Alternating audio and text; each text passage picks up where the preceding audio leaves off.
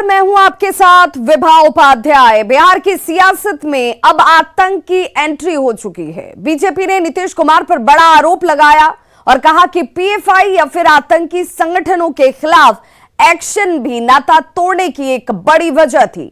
संजय जायसवाल ने बिहार के अफसरों पर पीएफआई कनेक्शंस तक का आरोप लगा दिया, जिसके बाद बिहार में सियासी घमासान मच गया है।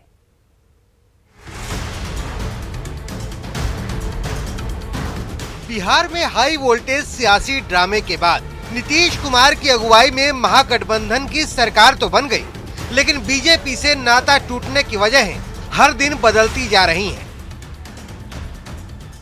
सरकार बनने के ठीक तीसरे दिन बीजेपी के प्रदेश अध्यक्ष संजय जायसवाल ने नाता तोड़ने की बड़ी वजह बताई और नीतीश कुमार के अफसरों पर गंभीर आरोप लगा दिया।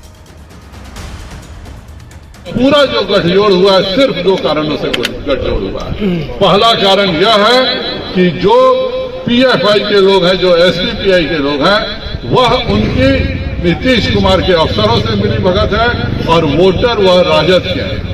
तो इसलिए यह अफसर और वोटर मिल करके एक पूरा गठजोड़ बनाने के लिए हुआ कि भाई आप दोनों मिल जाइए, नहीं तो यह जो एनआईए की जांच हो रही है इसमें सब लोग फंसेंगे, इसमें बिहार सरकार के उच्च पदाधिकारी फंसेंगे।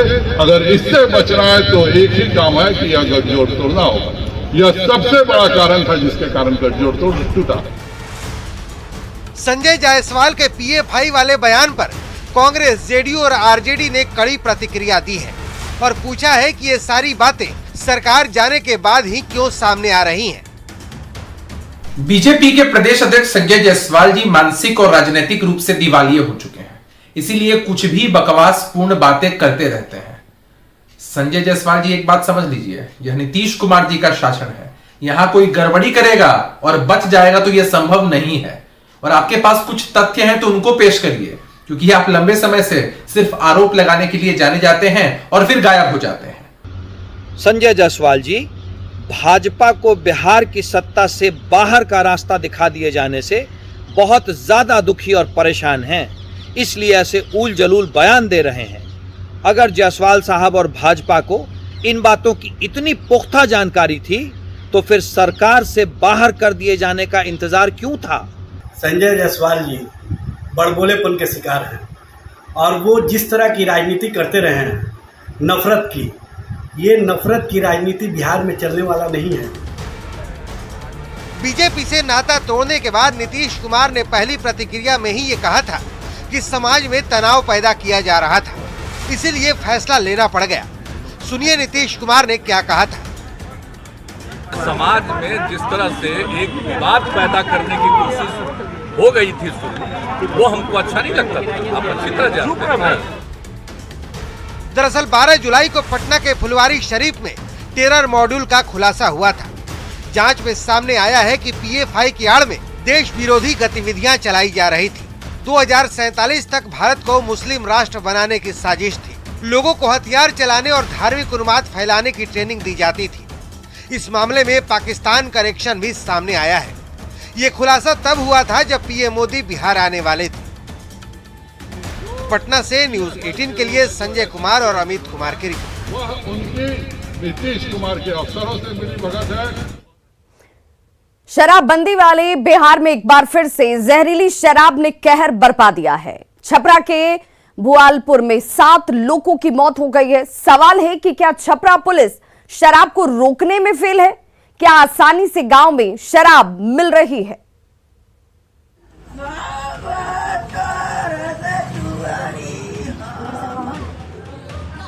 फिर शराब पर मौत नाची है।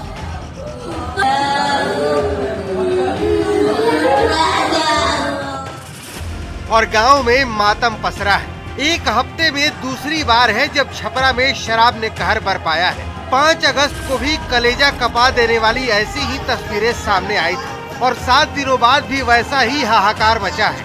फर्क बस इतना है कि तब मकेर था और अब भुआलपुर है। परिजनों की माने तो भुआलपुर गांव में शराब पीने से ही 5 से ज्यादा लोगों की मौत हुई है।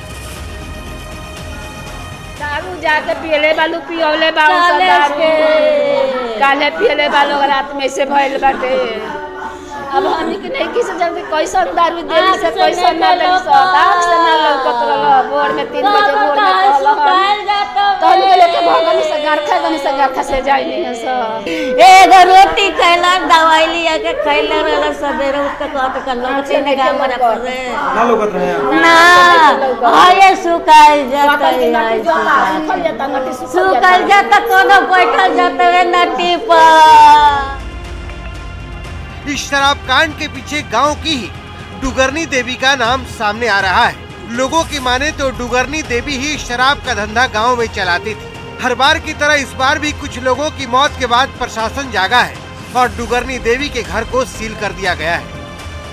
घर को चेक किया गया तो एक बाल्टी में कुछ शराब बरामद हुआ है तथा यहाँ बगल में एक खेत है, उसी में गड्ढा खोद के एक गैलन में शराब रखा हुआ था, उसको हम लोग बरामद किए हैं। डुगरनी देवी नाम की महिला का नाम हाँ, उन्हीं का नाम, लेकिन वो सभी घर से फरार थे, कोई घर में मिला नहीं है, तो उसको हमने घर को सील कर दिया हम लोगों ने। अब सवाल है कि भुआलपुर में किसकी शह पर डुगरनी देवी शराब का धंधा चला रही थी। शराब के धंधे के बारे में पुलिस को भनक नहीं थी या पुलिस ने कान बंद कर लिए थे। न्यूज़ 18 के लिए छपरा से संतोष कुमार की रिपोर्ट। तो एक हफ्ते के भीतर छपरा में फिर शराब ने 7 लोगों की जान ले ली। 7 लोगों की मौत की वजह शराब है, ये बात परिजन जरूर कह रहे हैं, लेकिन हमारा सवाल ये कि शराब रोकने के पीछे पूरा सिस्टम लगा हुआ है, फिर भी सीएम नीतीश कुमार ये कह रहे हैं कि शराब पियोगे तो मरोगे। और हम तो शुरू से बोल रहे हैं कि शराब बुरी चीज है, पियोगे मरोगे। जरूर लोग शराब पिएंगे तो मरेंगे ही, और वो भी शराबबंदी वाले राज्य में। लेकिन शराबबंदी को रोकना सिस्टम का काम है ताकि लोगों की जान बच सके।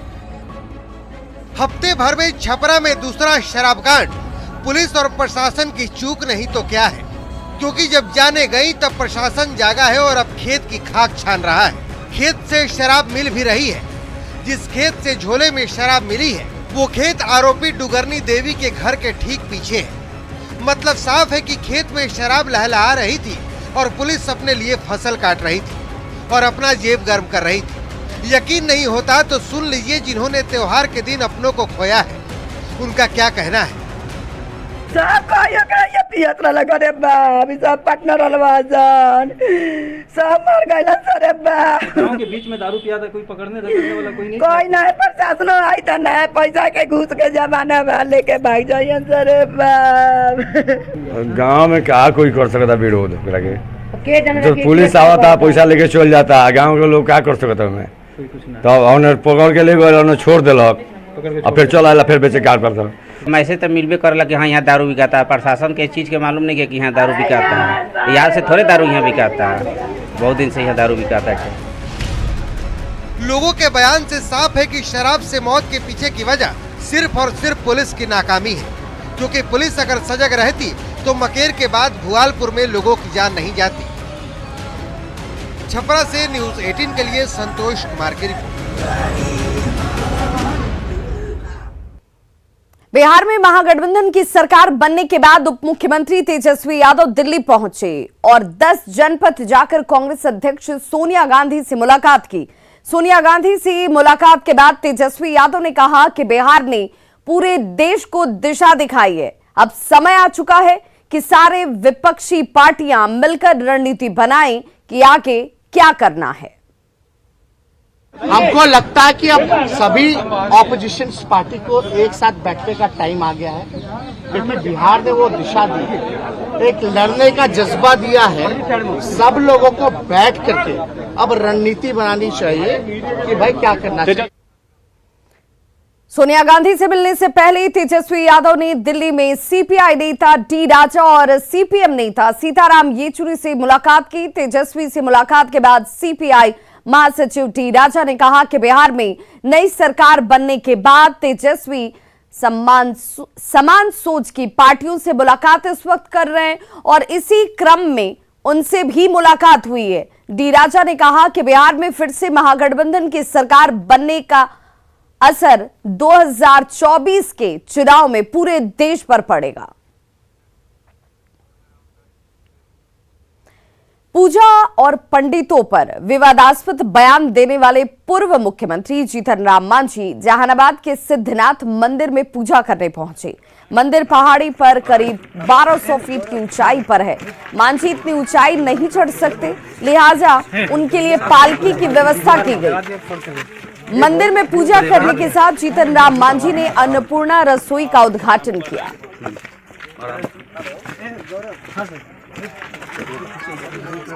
तो ये वो तस्वीर है। सिद्धनाथ मंदिर पहुंचने के लिए जीतन राम मांझी पालकी पर सवार हुए और तब मंदिर पहुंचे, पूजा अर्चना की। तेजस्वी यादव को जेड प्लस सुरक्षा मिलने पर सवाल उठाने वाले पूर्व डिप्टी सीएम सुशील कुमार मोदी पर आरजेडी प्रवक्ता शक्ति सिंह यादव ने हमला किया और पूछा कि नोटोरियस गैंग और बाबाओं को जेड श्रेणी की सुरक्षा क्यों दी गई। जो लंबे समय तक थे इन लोगों को तो नहीं मिला थे बड़ियों की तरह, जब हटे तो मिला इन लोगों। नहीं, वो पूछ रहे हैं कि किससे डर है, जनता के फंडरी अपने आप को कहते हैं, फिर भाषाई आतंकियों से, धार्मिक उन्मादियों से। वो तय करती है, बिहार की गृह मंत्रालय तय करती है किसको किस मानक का सुरक्षा दिया जाए। बड़ी खबर गोपालगंज से, जहां सदर अस्पताल में एक मरीज की मौत पर जमकर बवाल किया गया। मृतक के परिजनों ने डॉक्टर पर लापरवाही का आरोप लगाकर जमकर हंगामा किया है। परिजनों का यह आरोप है कि इमरजेंसी वार्ड में डॉक्टर मौजूद नहीं थे, वहीं बाकी स्वास्थ्यकर्मी भी गपशप में ही व्यस्त थे और यही वजह है कि मरीज का उचित समय पर उचित तरीके से इलाज नहीं हुआ और उसकी मौत हो गई। पुलिस ने हालांकि अब इस वक्त हंगामे को शांत कराया है।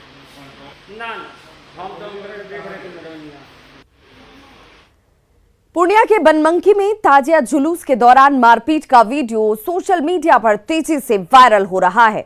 तस्वीर बुधवार की है, आपके टीवी स्क्रीन पर यह तस्वीर है और आप देख सकते हैं कि कैसे सैकड़ों लोग लाठी डंडे और हथियार लेकर एक दूसरे पर टूट पड़े हैं। मारपीट में 10 से ज्यादा लोग जख्मी हुए। बताया जा रहा है कि दोनों पक्षों में पुरानी रंजिश थी और पहले भी मारपीट हो चुकी थी। मारपीट के बाद प्रशासन की टीम यहां पर पहुंचती है। पुलिस ने और जब पुलिस की मौजूदगी यहां थी, पुलिस के सामने भी दोनों पक्ष मारपीट ही करते हैं। थाना अध्यक्ष ने कहा कि दोनों पक्षों ने मारपीट और लूटपाट की शिकायत दर्ज कराई है, जिसके बाद 60 लोगों के खिलाफ एफआईआर दर्ज किया गया है। अब तक 9 लोगों को गिरफ्तार किया गया है। मारपीट में घायल 2 लोगों की हालत गंभीर बताई जा रही है, जिनका इलाज इस वक्त पूर्णिया में जारी है।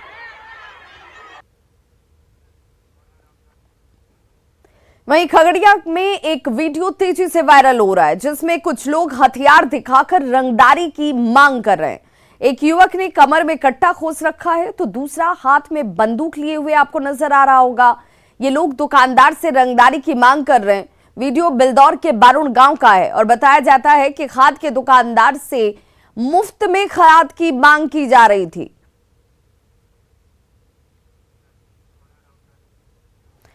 दानापुर में बदमाशों ने एक जिम में घुसकर मारपीट की है। 15 से ज्यादा की संख्या में रहे बदमाशों ने जिम में घुसते ही ट्रेनर अंकित राज और आनंद शुभम को पीटना शुरू कर दिया। यह तस्वीर इस वक्त आपके टीवी स्क्रीन पर और बाहर निकलने के बाद दोनों को फिर से पीटा जाता है, जिसकी तस्वीरें सीसीटीवी कैमरे में कैद हो गई। मारपीट का आरोप अभिनव, सचिन और उसके दोस्तों पर लगा है।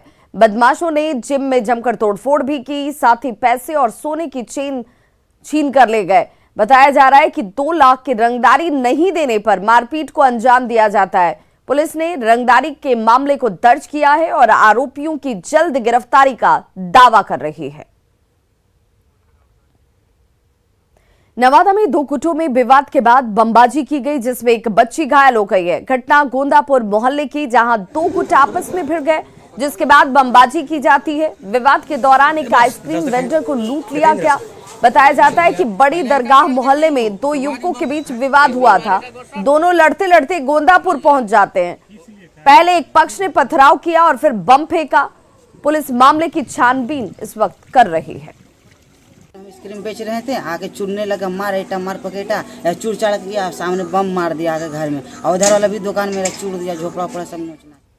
रांची के इटकी में पेट्रोल पंप पर लूट की बड़ी वारदात को अंजाम दिया गया है। 4 की संख्या में आए अपराधियों ने इस वारदात को अंजाम दिया। रांची गुमला मुख्य मार्ग NH23 के इटकी थाना क्षेत्र के पलमा गांव स्थित भूमिजा फ्यूल पेट्रोल पंप की ये घटना, जहां लूट की सारी वारदात सीसीटीवी कैमरे में कैद हो गई और जिस वक्त नकाबपोश हथियारबंद अपराधी कमरे में घुसे उस वक्त कर्मचारी काउंटर पर कैश का मिलान कर रहे थे। रिवॉल्वर की नोक पर करीब 2,73,000 रुपए लूट लिए जाते हैं। घटना को अंजाम देने पहुंचे अपराधी पैदल ही आए और वारदात के बाद पैदल ही यहां से भाग खड़े हुए। लूट की घटना के बाद पेट्रोल पंप संचालक ने इटकी थाने में इसे लेकर शिकायत दर्ज कराई है। Cricketer Ishan Kishan test match खेलना चाहते हैं। पटना में एक कार्यक्रम में पहुंचे ईशान किशन ने कहा कि वनडे और T20 में वे अपना खेल दिखाते रहेंगे और अगर सेलेक्टर्स को लगता है कि वे टेस्ट मैच खेल सकते हैं तो उन्हें मौका मिल सकता है। अंतर्राष्ट्रीय मैचों में जल्दी आउट होने और प्रशंसकों की नाराजगी पर ईशान ने कहा कि वे अपना बेस्ट देने की कोशिश करते हैं और क्रिकेट में विकेट तो गिरते ही रहेंगे। प्लेयर मेरा ये मानना है कि मैं अपना काम करते रहूँगा। मैं जो भी टूर्नामेंट होता है, मुझे जहाँ भी अपॉर्चुनिटी मिलता है, मैं अपना बेस्ट देने जाता हूँ। उसमें जो भी परफॉर्मेंस होता है उसके हिसाब से सेलेक्टर्स अपना कॉल लेते हैं। ऑब्वियसली टेस्ट खेलना चाहता हूँ बट अभी मैं उतना आगे वैसे सोचूंगा नहीं कि मुझे वहाँ तक पहुँचना है, क्योंकि as a youngster I know कि मैं अपने ऊपर एक एडेड प्रेशर नहीं डाल सकता हूँ, क्योंकि जब रिजल्ट आपके तरफ नहीं जाता है तो आप ऑब्वियसली हर्ट होते हो। तो मैं कोई एक्सपेक्टेशन नहीं रखता हूँ, बस मेरा यही है कि अपनी तरफ से बेस्ट देते रहूँ और जो होना होगा वो होगा। आजादी के अमृत महोत्सव को लेकर दानापुर में सशस्त्र सीमा बल की तरफ से रक्तदान शिविर का आयोजन किया गया, जिसमें एसएसबी के अधिकारी और जवानों ने ब्लड डोनेशन किया। एसएसबी सीमांत मुख्यालय के महानिरीक्षक ने कहा कि कर्मचारियों के बच्चों की देखभाल के लिए शिशु गृह का भी उद्घाटन किया गया और इस दौरान कई सांस्कृतिक कार्यक्रम भी किए गए।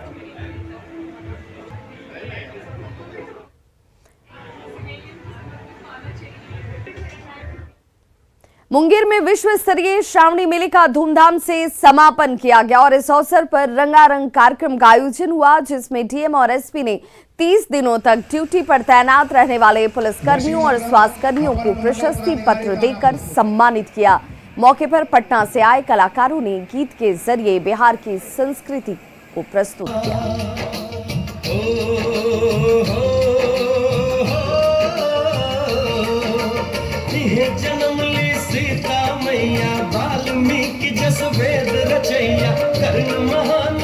अन्य विभाग के द्वारा जो दिया गया रोशनी की व्यवस्था, धर्मशाला की व्यवस्था, ठहरने की व्यवस्था, पेयजल की व्यवस्था सभी काफी बेहतरीन रही। इसके लिए हम अपनी ओर से अपनी पूरी टीम को धन्यवाद देते हैं और आप सभी बधाई के पात्र हैं। आजादी के अमृत महोत्सव कार्यक्रम के दौरान पीएम नरेंद्र मोदी ने विधानसभा परिसर में एक औषधीय पौधा लगाया था और उसके बाद विधानसभा परिसर में और भी कई पौधे लगाए गए। विधानसभा की बागवानी का जायजा लिया न्यूज़ 18 संवाददाता वनीता मिश्रा ने। विधानसभा परिसर में औषधीय वाटिका तैयार कर दिया गया है और इस वाटिका में तमाम तरह के जो औषधीय पेड़ पौधे हैं वो लगाए जा रहे हैं। छोटे छोटे पौधे तैयार किए जा रहे हैं और ये तमाम ऐसे पौधे हैं जो किसी भी बीमारी में वो इस्तेमाल किए जा सकते हैं। यहाँ हर तरह के औषधीय जो छोटे पौधे हैं वो आपको मिल जाएंगे, चाहे वो इलायची हो, खस हो या फिर सीता अशोक। इसके साथ ही साथ यहाँ पे जो रजनीगंधा के जो पुष्प होते हैं, क्योंकि वो भी औषधीय पौधा है, वो भी लगाए गए हैं। काली हल्दी, काली मिर्च, एलोवेरा और तमाम ऐसे महत्वपूर्ण औषधीय पौधे इस कैंपस में लगाए गए हैं, इसे तैयार किए जा रहे हैं। हालांकि इसकी नींव उसी समय रखी गई थी जब अमृत महोत्सव का समापन यहाँ पे किया जा रहा था। पीएम नरेंद्र मोदी इस कैंपस में आए थे, उन्होंने एक पौधा लगाकर इसका शुभारंभ किया था और अब उस दिशा में यहाँ काम होने शुरू हो गए हैं। और आप देख सकते हैं तस्वीरों के माध्यम से हर तरह के औषधीय जो पौधे हैं यहाँ लगाए गए हैं। हालांकि औषधीय पौधों की पहचान कैसे हो, इसके लिए यहाँ बोर्ड भी लगाए गए हैं, क्योंकि जिन्हें नहीं पता होगा कि ये कौन सा पौधा है, कितना ये कारगर होगा, कितना महत्वपूर्ण है, वो इस प्लेट को पटकर, जो यहाँ पे पंपलेट लगाया गया है उसे पटकर वो समझ सकता है तेजपत्ता, तुलसी, आमा, हल्दी, अंजीर, दम बेल, तमाम ऐसे महत्वपूर्ण औषधीय पौधे हैं जो यहाँ लगाए गए हैं। और आप देख सकते हैं यहाँ पे कपूर तुलसी भी के पौधे जो हैं वो भी लगाए गए हैं। दालचीनी, काली मुसली, सुदर्शन, भृंगराज नाम तो आपने सुने होंगे। और इसके साथ ही साथ जो खानों का जायका बढ़ाता है हींग के पौधे भी यहाँ लगाए गए हैं। वो तस्वीर आप देख सकते हैं।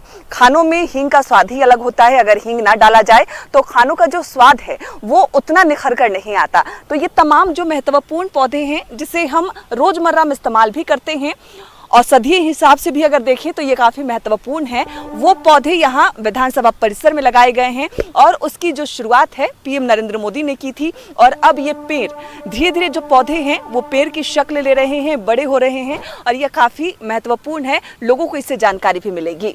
विनीता मिश्रा, न्यूज़ 18 पटना। कश्मीर में एक बार फिर से आतंकियों ने कायराना हरकत की। आतंकियों ने बांदीपुरा में गोली मारकर मधेपुरा के कुमारखंड थाना क्षेत्र के बेसाड़ पंचायत के रहने वाले अमरेज की हत्या कर दी है। अमरेज 3-4 महीने पहले ही कश्मीर गया था, जहां अपने 2 भाइयों के साथ रजाई बनाने का वो काम करता था। अमरेज की मौत की खबर मिलने के बाद गांव में मातम पसर गया। घर वालों का रो रो कर बुरा हाल है। रात में कल का एगो बेटा वो कल के खाए छे, मैगी तीनों खाए छी, सब रात करे वीडियो कॉलिंग। रात खुना वीडियो कॉलिंग नहीं कल के मुंह से बात कल के ऊ बढ़िया हमर बेटा एक के बार देखल के ऊ लाल के बार लाल के बार हमर राजासन के बेटा। नवादा मंडल कारा में राखी का त्योहार मनाया गया और दूर दूर से जेल में बंदियों को राखी बांधने उनकी बहनें पहुंची। इसे लेकर जेल प्रशासन ने खास व्यवस्था की। नवादा जेल से सजा काट कर निकली महिला बंदी पुष्पा कुमारी ने जेल अधीक्षक और जेलर को राखी बांधी।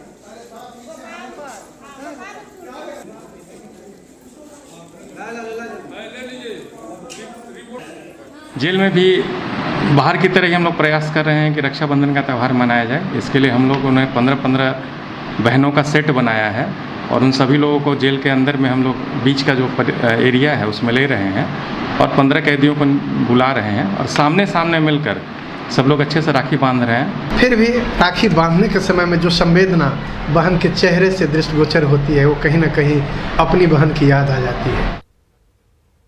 तो खबरों का सिलसिला लगातार जारी है। आप देखते रहिए न्यूज़ 18 बिहार झारखंड। यहाँ खबरों का सिलसिला कभी नहीं थमता।